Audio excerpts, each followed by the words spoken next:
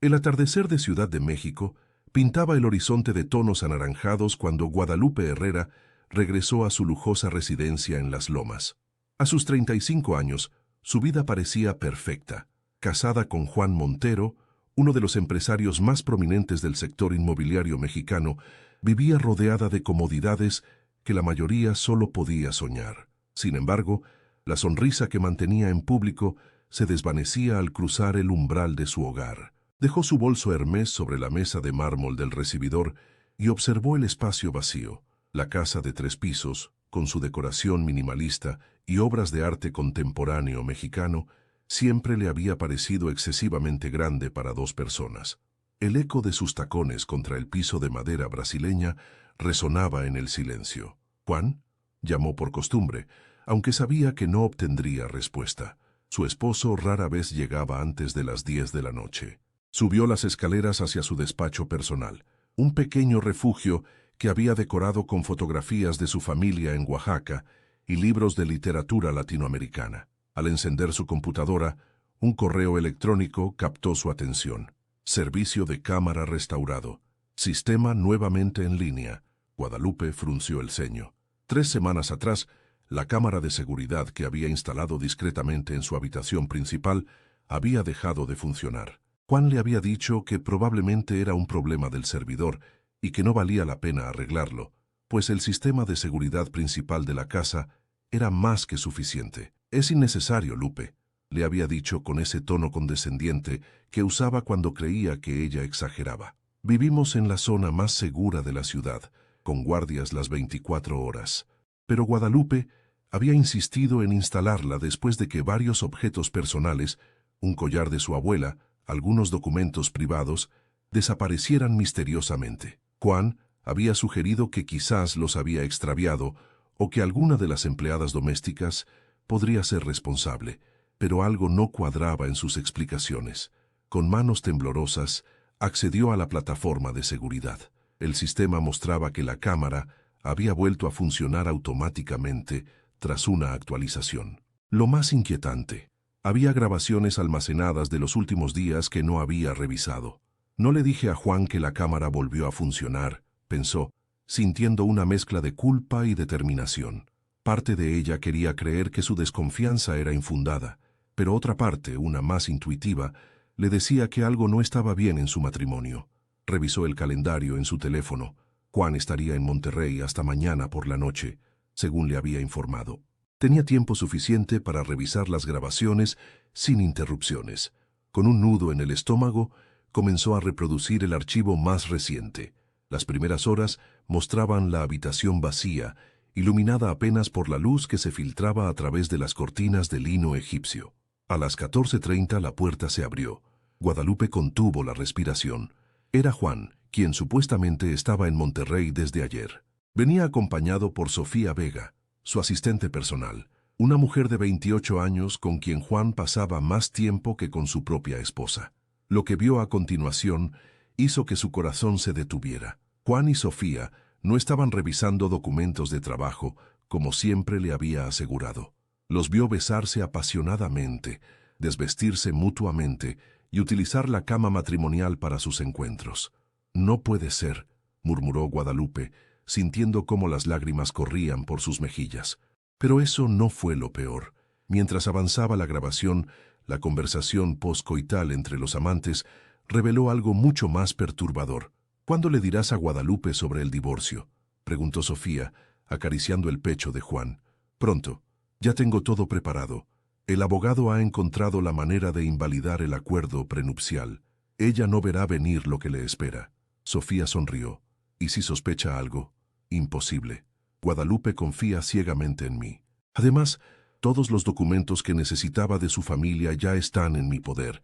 Incluso conseguí que firmara los papeles para la transferencia de su propiedad en Oaxaca, sin que se diera cuenta de lo que estaba firmando realmente». Guadalupe pausó el video sintiendo náuseas.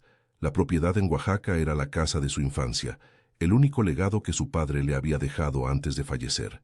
Juan le había dicho que los documentos que firmó eran para actualizar el seguro de la propiedad.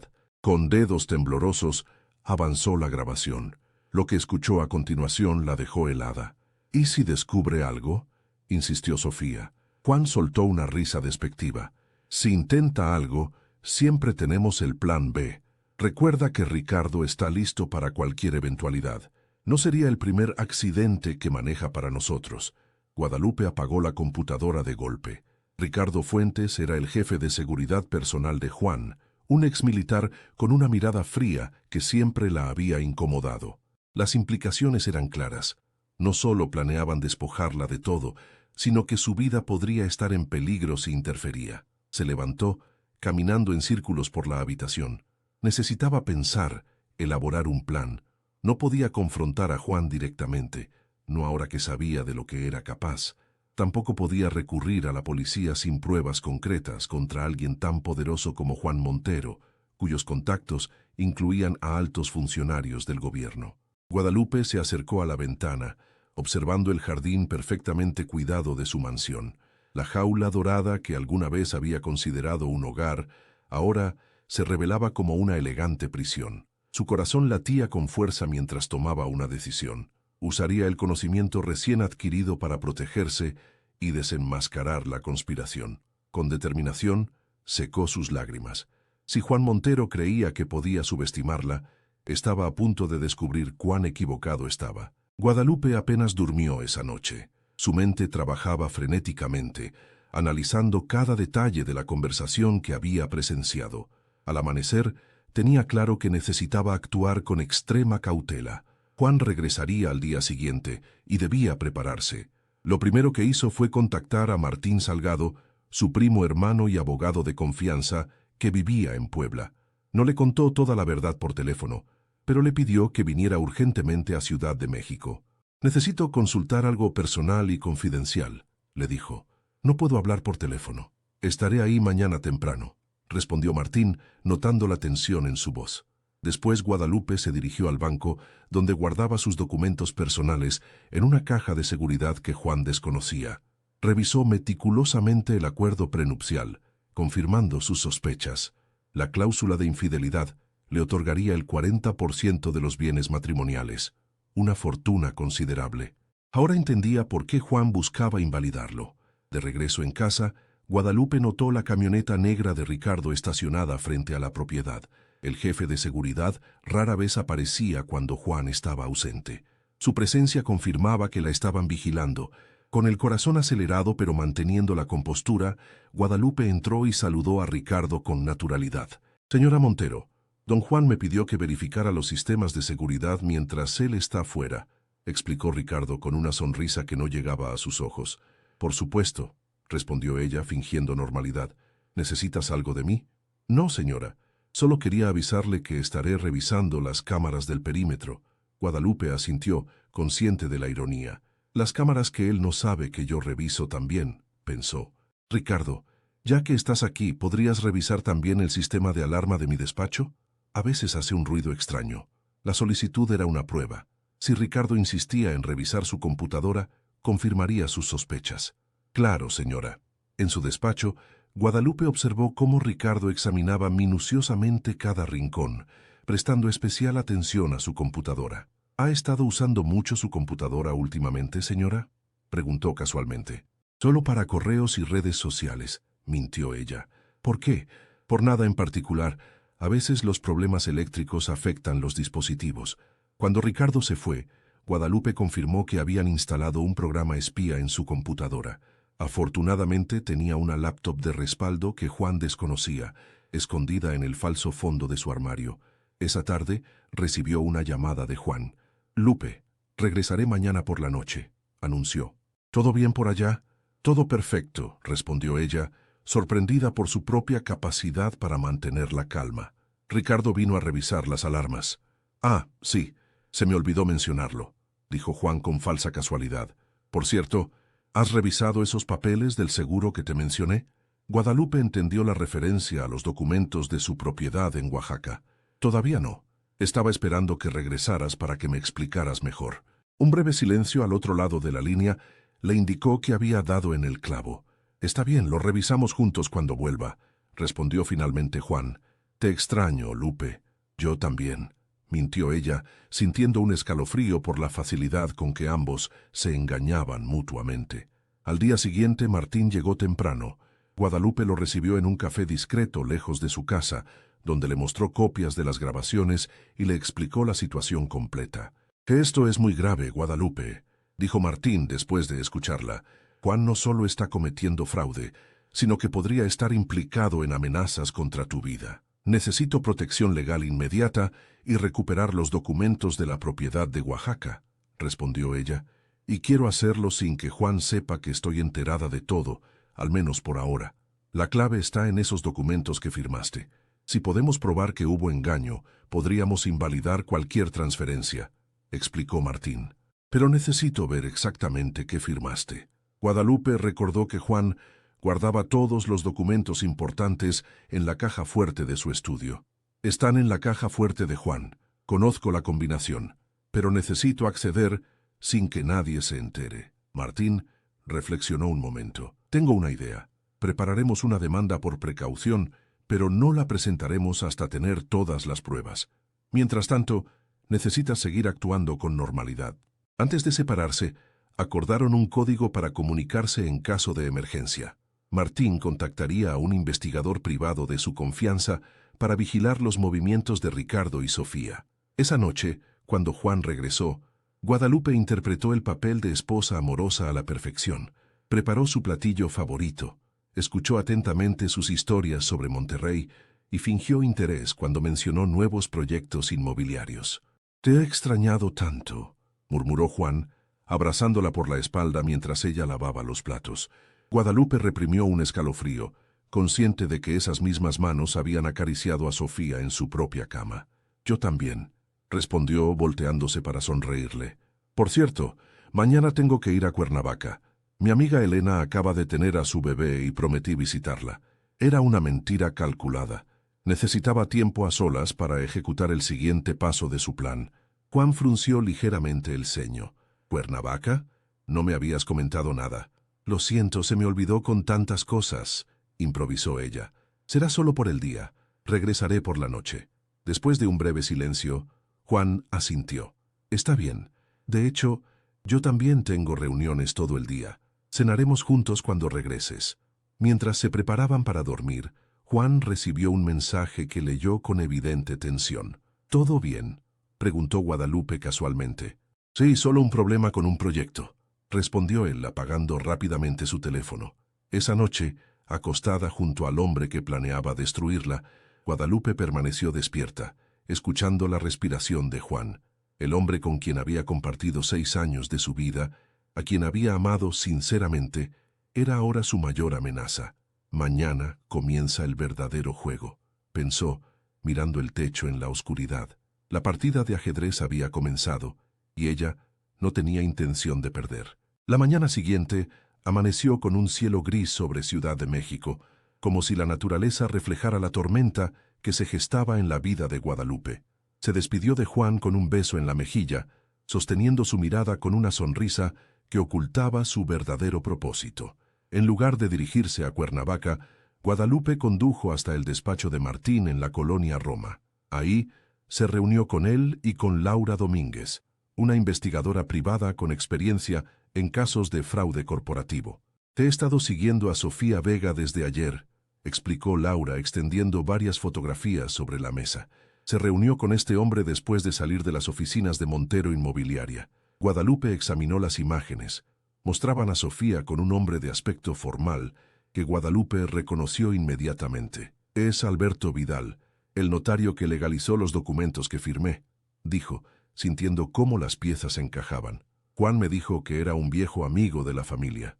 «Hay más», continuó Laura. «Sofía entregó un sobre a Vidal. Logré fotografiar parte del contenido cuando lo abrió en su auto. Las siguientes imágenes mostraban parcialmente unos documentos con el membrete de la propiedad de Oaxaca. «Están acelerando la transferencia», observó Martín. «Debemos actuar hoy mismo». El plan era arriesgado pero necesario. Guadalupe regresaría a casa mientras Juan estaba en la oficina y accedería a la caja fuerte para fotografiar los documentos originales. Simultáneamente, Martín prepararía un recurso legal para bloquear cualquier transacción relacionada con la propiedad de Oaxaca. «Si Juan o Ricardo te descubren, Di que buscabas las escrituras para mostrárselas a una amiga interesada en comprar una propiedad similar, le aconsejó Laura. Mantén siempre una explicación plausible. Antes de partir, Guadalupe recibió un teléfono prepagado para comunicarse sin ser rastreada. No confíes en ningún dispositivo que Juan te haya dado, advirtió Laura. Y recuerda, si sientes que estás en peligro inmediato, usa la palabra clave que acordamos para que activemos el protocolo de emergencia. Al mediodía, Guadalupe regresó a su residencia. Tal como esperaba, la casa estaba vacía excepto por Dolores, la cocinera que llevaba años trabajando para ellos y que preparaba el almuerzo en la cocina. Doña Guadalupe no la esperaba tan temprano, comentó la mujer sorprendida. Olvidé unos documentos importantes, explicó Guadalupe con naturalidad. Aprovecharé para trabajar un rato en el despacho de Juan. Si necesita algo, estaré ahí. Claro que sí, señora. Le prepararé un té. En el estudio de Juan, Guadalupe cerró la puerta con llave y se dirigió directamente a la caja fuerte oculta detrás de un cuadro de Rufino Tamayo. Con manos temblorosas, introdujo la combinación 082416, la fecha en que se conocieron, un detalle romántico que ahora le parecía una cruel ironía. La caja se abrió silenciosamente, revelando carpetas organizadas meticulosamente. Guadalupe encontró rápidamente la que buscaba, etiquetada Propiedad Oaxaca, GH. Lo que descubrió la dejó atónita. Los documentos no eran un simple traspaso de propiedad, sino un esquema complejo para transferir no solo la casa en Oaxaca, sino también todas sus cuentas bancarias personales a una sociedad controlada por Juan. Más alarmante aún, encontró un testamento falsificado con su firma, donde supuestamente dejaba todos sus bienes a Juan en caso de su fallecimiento prematuro. Con el corazón martilleando contra su pecho, Guadalupe fotografió cada página meticulosamente. Entre los documentos, encontró también correspondencia entre Juan y Alberto Vidal, discutiendo cómo invalidar el acuerdo prenupcial, mencionando la necesidad de crear evidencia contra ella. Mientras reorganizaba los documentos, escuchó el sonido de un auto estacionándose. Se asomó discretamente por la ventana y vio con horror que era el vehículo de Juan. No debía regresar hasta la noche. Con rapidez, devolvió todo a su lugar exacto, cerró la caja fuerte y acomodó el cuadro. Apenas tuvo tiempo de salir del estudio y dirigirse a la sala cuando la puerta principal se abrió. Juan entró acompañado por Ricardo. Ambos se detuvieron en seco al verla. «¡Lupe!», exclamó Juan visiblemente desconcertado. «Pensé que estarías en Cuernavaca hasta la noche». Guadalupe improvisó rápidamente. «Elena tuvo que cancelar a último momento. Su bebé tenía fiebre», mintió con fluidez. «Decidí regresar y sorprenderte con un almuerzo, pero veo que te me adelantaste». Juan intercambió una mirada casi imperceptible con Ricardo antes de sonreír forzadamente. «Qué considerada. Vine a buscar unos documentos que olvidé», explicó. «Ricardo me estaba ayudando con un asunto de seguridad». «Señora Montero», saludó Ricardo con un ligero asentimiento. El ambiente se cargó de una tensión que Guadalupe podía casi palpar. ¿Habrían descubierto que revisó la caja fuerte? ¿O era simplemente la sorpresa de encontrarla en casa? «Dolores está preparando comida», dijo ella manteniendo la compostura. «¿Por qué no almorzamos juntos ya que estás aquí?» Juan pareció relajarse ligeramente. «Me encantaría, pero debo regresar a la oficina para una videoconferencia. Solo pasaré a mi estudio un momento». Mientras Juan se dirigía al estudio, Guadalupe notó que Ricardo la observaba intensamente. Decidió enfrentarlo directamente. «¿Necesitas algo más, Ricardo?», preguntó con firmeza. «No, señora. Con su permiso, esperaré al señor en el auto». Cuando Ricardo salió, Guadalupe envió rápidamente un mensaje codificado a Martín desde el teléfono prepagado. Águila regresó al nido inesperadamente. Documentos asegurados. Posible sospecha. Juan salió del estudio minutos después, aparentemente satisfecho. «Todo en orden», comentó casualmente. «Lupe, esta noche tenemos una cena importante con inversionistas. ¿Podrías usar el vestido azul que te regalé? Les encantará conocerte». Guadalupe asintió, consciente de que cada interacción ahora formaba parte de un peligroso teatro. «Por supuesto. Estaré lista a las 8». Cuando Juan se marchó, Guadalupe esperó 10 minutos antes de llamar a Martín desde el jardín, donde era menos probable que hubiera micrófonos. Los documentos son peores de lo que imaginábamos, explicó en voz baja. No solo quieren robarme la propiedad, sino que han falsificado un testamento. Creo que planean. Se detuvo, incapaz de pronunciar las palabras. Un accidente, completó Martín gravemente. Debemos actuar de inmediato. No asistas a esa cena, Guadalupe. Podría ser una trampa. Si cancelo repentinamente, sabrán que sospecho algo, razonó ella. Debo mantener las apariencias mientras recopilamos más pruebas. Reluctantemente, Martín accedió, pero insistió en tener un equipo vigilando el restaurante desde el exterior. Esa tarde, mientras se preparaba para la cena, Guadalupe recibió un mensaje de Laura. Sofía Vega reservó un vuelo a Zúrich para mañana. Transferencia bancaria sustancial detectada desde cuenta offshore de JM a banco suizo. Las piezas del rompecabezas encajaban cada vez mejor. Juan no solo planeaba despojarla de todo, estaba preparando su salida del país con Sofía y el dinero. Mientras se ponía el vestido azul que Juan había mencionado específicamente, Guadalupe tomó una decisión. Esta noche no sería la víctima que esperaban. Con determinación, escondió una pequeña grabadora en su bolso de noche. Si Juan o sus socios mencionaban algo incriminatorio durante la cena, lo tendría registrado. El reloj marcaba las 7:30, cuando terminó de maquillarse.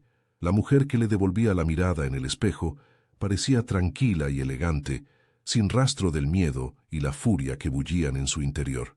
Esta noche, pensó mientras aplicaba un último toque de labial rojo, comienza mi verdadera venganza. El restaurante Pujol, uno de los más exclusivos de Ciudad de México, brillaba con su iluminación tenue y elegante. Guadalupe y Juan fueron conducidos a una mesa privada en un rincón discreto, donde ya esperaban 4 hombres de traje. Guadalupe reconoció inmediatamente a 2 de ellos, Alberto Vidal, el notario, y Eduardo Méndez, un juez federal conocido por sus conexiones con empresarios poderosos. «Permítanme presentarles a mi esposa, Guadalupe», dijo Juan con orgullo, como si no estuviera planeando destruirla. «Lupe, ellos son nuestros socios en el nuevo proyecto de Oaxaca». «Oaxaca», pensó Guadalupe, sintiendo una punzada en el pecho. No era coincidencia que mencionara precisamente ese lugar. «Un placer conocerlos», respondió ella con una sonrisa calculada, activando discretamente la grabadora en su bolso. La cena transcurrió entre conversaciones aparentemente inocuas sobre proyectos inmobiliarios y anécdotas de viajes. Juan mantuvo una mano sobre la de Guadalupe durante casi toda la velada, un gesto de falso cariño que ahora le provocaba repulsión. A mitad de la cena, Juan se excusó para atender una llamada, y Alberto Vidal aprovechó para dirigirse a Guadalupe. «Su esposo nos ha hablado mucho de la propiedad familiar en Oaxaca», comentó con fingida casualidad. «Debe ser un lugar especial para usted». «Lo es», respondió ella midiendo cada palabra. «Era la casa de mi padre. Tiene un valor sentimental irreemplazable». «Juan mencionó que están considerando incluirla en el nuevo desarrollo», continuó Vidal. «Una decisión muy lucrativa». Guadalupe mantuvo la compostura, a pesar de que cada palabra confirmaba sus sospechas. «Mi esposo y yo aún no hemos tomado una decisión final sobre eso», respondió con firmeza. El juez Méndez intervino entonces. «A veces, señora Montero, debemos sacrificar el pasado por un futuro mejor», dijo con un tono que sonaba casi a amenaza. «Los negocios requieren determinación». Cuando Juan regresó, la conversación cambió abruptamente. Guadalupe notó que parecía tenso, consultando frecuentemente su teléfono. «¿Todo bien, querido?», preguntó ella con fingida preocupación. «Perfectamente», respondió él secamente. «Solo algunos detalles de último minuto para nuestro viaje a Suiza». Guadalupe sintió que su corazón se aceleraba. Juan nunca le había mencionado ningún viaje a Suiza. «¿Suiza?», preguntó con naturalidad. «No me habías comentado nada». La expresión de Juan se ensombreció momentáneamente antes de forzar una sonrisa. «Quería que fuera una sorpresa. Un pequeño descanso, solo tú y yo», mintió tomando su mano. «Partimos mañana por la noche». Ahora todo encajaba. El vuelo que Sofía había reservado, la transferencia bancaria, el supuesto viaje romántico, planeaban sacarla del país donde sería más vulnerable y estaría lejos de cualquier apoyo. La cena concluyó cerca de la medianoche. Mientras esperaban el auto, Guadalupe excusó a Juan por unos minutos y aprovechó para enviar un mensaje urgente a Martín. «Planean sacarme del país mañana», Suiza, necesito protección legal inmediata. De regreso a casa, Juan se mostró inusualmente afectuoso, hablando entusiasmado sobre el viaje sorpresa. Guadalupe interpretó su papel a la perfección, fingiendo emoción mientras su mente trabajaba frenéticamente. Deberíamos empacar esta misma noche, sugirió Juan. El vuelo sale a las 10 p.m., pero necesitaremos llegar temprano al aeropuerto. Claro, lo haré en cuanto me cambie, respondió ella. En la intimidad del baño, Guadalupe revisó los mensajes en su teléfono secreto. Martín había respondido: no abordes ese avión bajo ninguna circunstancia. Mañana a las 9 a.m. operativo en marcha. Mantente alerta pero no despiertes sospechas. Cuando regresó a la habitación, encontró a Juan revisando su propio equipaje. Sobre la cama había un vaso de vino tinto que él había servido para ella. Para celebrar nuestra última noche en México, explicó él, levantando su propia copa. Guadalupe tomó el vaso pero no bebió, fingiendo dar pequeños sorbos mientras hablaban. La desconfianza ya era total. Estoy agotada, dijo finalmente, colocando el vaso casi lleno en la mesita de noche. Continuaré con el equipaje mañana temprano. Juan pareció momentáneamente contrariado, pero asintió. Claro, descansa. Mañana será un día importante. Esa noche Guadalupe solo fingió dormir. Observó cómo Juan revisaba obsesivamente su teléfono, enviando mensajes a altas horas. Cuando finalmente se durmió, ella tomó el vaso de vino y lo guardó cuidadosamente en una bolsa hermética que escondió en su neceser. Si sus sospechas eran correctas, ese vino podría contener algo más que alcohol. Al amanecer, Guadalupe se levantó antes que Juan y pretendió preparar el desayuno. A las 8:30, recibió un mensaje de Martín. Todo listo, salga a comprar algo a las 9 en punto. Nosotros nos encargamos del resto. Juan, llamó ella desde la cocina. Acabo de darme cuenta de que no tengo adaptadores para los enchufes europeos. Voy a salir rápidamente a comprar algunos. Medio dormido, Juan asintió.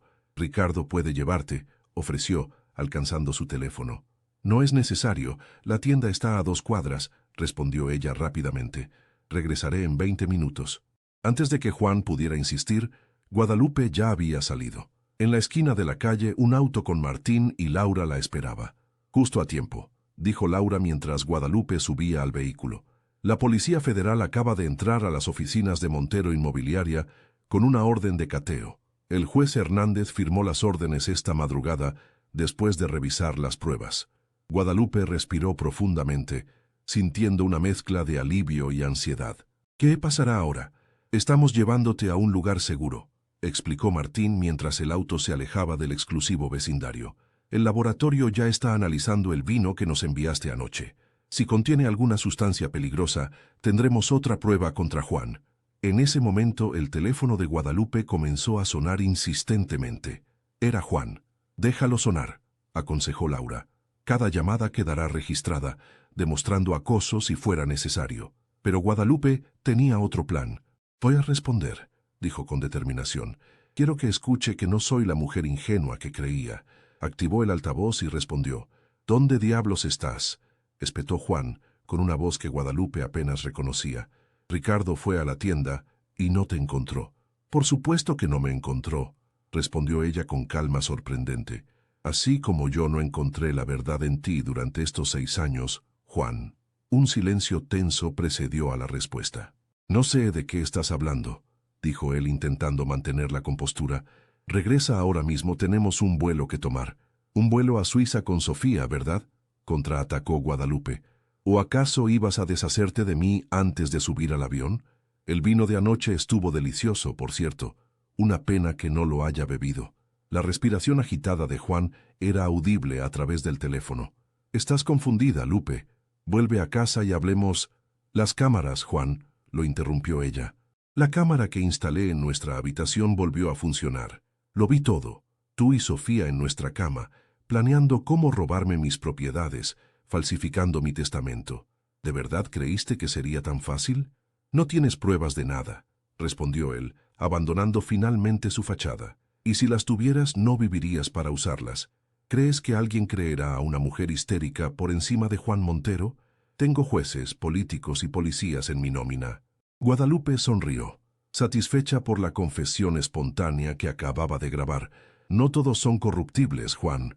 La Policía Federal está en tus oficinas ahora mismo. Sofía probablemente ya esté declarando contra ti para salvar su propia piel. Un ruido de cristales rompiéndose se escuchó al otro lado de la línea. «Esto no se quedará así, Guadalupe», gritó Juan. «Ricardo, encuéntrala ahora mismo». Guadalupe cortó la llamada, sintiendo cómo años de tensión comenzaban a liberarse. «Esa confesión es oro puro», comentó Laura, impresionada. «La grabamos completa». El auto se dirigió al centro de la ciudad, donde los esperaba un contingente de policías federales liderados por la comisionada Torres, una mujer de mediana edad, conocida por su integridad inquebrantable. «Señora Herrera», saludó la comisionada cuando llegaron, «hemos asegurado los documentos en las oficinas de su esposo. El notario Vidal ya está declarando y tenemos a Sofía Vega bajo custodia». Sin embargo, Juan Montero logró escapar cuando nuestros agentes llegaron a su residencia. Un escalofrío recorrió la espalda de Guadalupe. «¿Y Ricardo?» «También escapó», admitió Torres, «pero hemos emitido una alerta migratoria. No podrán salir del país». Durante las siguientes horas, Guadalupe permaneció en las instalaciones de la Fiscalía, relatando detalladamente la conspiración y presentando todas las pruebas recopiladas. El análisis preliminar del vino confirmó la presencia de una sustancia sedante en dosis potencialmente letales.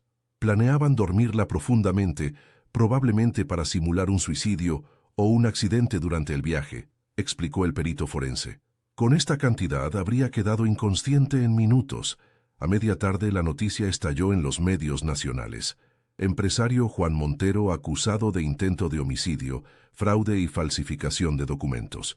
Las acciones de Montero Inmobiliaria se desplomaron en la bolsa, mientras más detalles salían a la luz.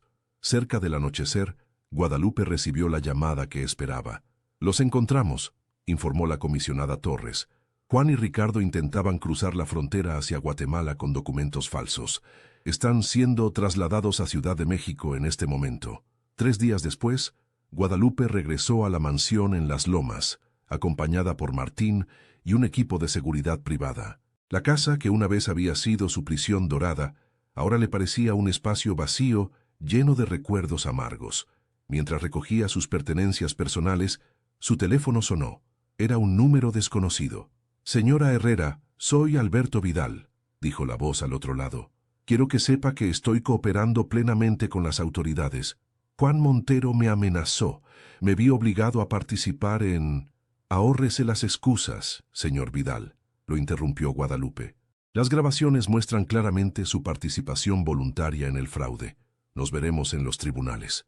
Esa misma tarde, mientras supervisaba la mudanza de sus últimas pertenencias, Guadalupe encontró una fotografía enmarcada de su boda con Juan. Sus rostros sonrientes le parecían ahora los de 2 extraños. «¿Qué harás ahora?», preguntó Martín mientras observaba a su prima contemplar la fotografía. Guadalupe dejó el marco sobre la mesa y miró por la ventana hacia el jardín donde tantas veces había sentido la soledad disfrazada de privilegio. «Volver a Oaxaca, a la casa de mi padre», respondió con serenidad. «Recuperar mi vida y convertir esa propiedad en un centro cultural para niñas de comunidades indígenas. Algo bueno debe salir de todo esto». Un mes después, los periódicos anunciaban: «Juan Montero y cómplices enfrentarán juicio por múltiples delitos. Fiscalía encuentra evidencia de otros fraudes inmobiliarios y lavado de dinero». El juez Méndez había sido suspendido pendiente de investigación. Sofía Vega había aceptado un acuerdo para testificar contra Juan a cambio de una reducción en su sentencia, y Ricardo enfrentaba cargos adicionales por otros accidentes, vinculados a socios de Montero que habían muerto en circunstancias sospechosas. Sentada en el porche de la casa colonial restaurada en Oaxaca, Guadalupe observaba el atardecer sobre las montañas. El dolor no había desaparecido por completo, pero cada día se sentía más liviana, más dueña de su destino. Su teléfono vibró con un mensaje de Laura. «Sentencia confirmada. 30 años sin derecho a libertad condicional para JM. Justicia servida». Guadalupe sonrió, respirando profundamente el aire puro de la tierra que casi le arrebatan. La cámara que olvidó mencionar había cambiado el curso de su vida, transformando una potencial tragedia en un acto de justicia y renacimiento. En la distancia, un grupo de niñas indígenas se acercaba por el camino de tierra hacia la casa, donde Guadalupe había establecido clases gratuitas de arte y literatura. Sus risas resonaban como un recordatorio de que después de la tormenta siempre existe la posibilidad de construir algo nuevo y hermoso sobre las ruinas del pasado. Mientras se levantaba para recibirlas, Guadalupe pensó en lo irónico de su situación. Juan había intentado despojarla de todo, pero en el proceso, sin saberlo, le había devuelto su libertad y un propósito que ahora iluminaba no solo su vida, sino la de muchos otros. La verdad, como la pequeña cámara escondida había demostrado, siempre encuentra una forma de salir a la luz.